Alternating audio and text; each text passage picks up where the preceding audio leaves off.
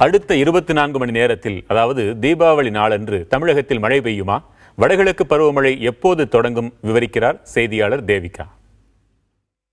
கடந்த ஆண்டு இதே நாளில் தான் தமிழகத்தில் வடகிழக்கு பருவமழை தொடங்கியது.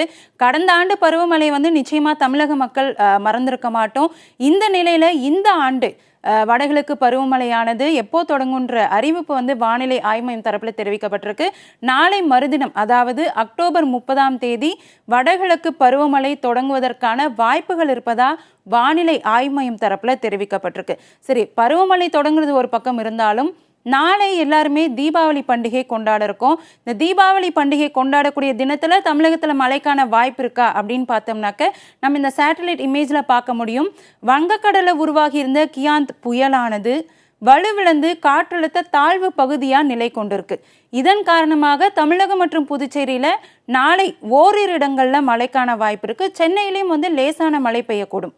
இப்போ இந்த காற்றழுத்த தாழ்வு பகுதியானது ஆந்திராவை ஒட்டிய கடல் பகுதியில் நிலை கொண்டிருக்கு. இது அடுத்த 2 தினங்களில் தமிழகத்தை நோக்கி நகர்வதற்கான வாய்ப்புகள் இருக்குது. அப்படி தமிழகத்தை நோக்கி வரும் பட்சத்தில் அக்டோபர் 30 மற்றும் 31ஆம் தேதிகளில் தமிழகம் மற்றும் புதுச்சேரியில் கனமழை பெய்ய வாய்ப்பு இருக்கிறதா வானிலை ஆய்வு மையம் தரப்பில் தெரிவிக்கப்பட்டிருக்கு.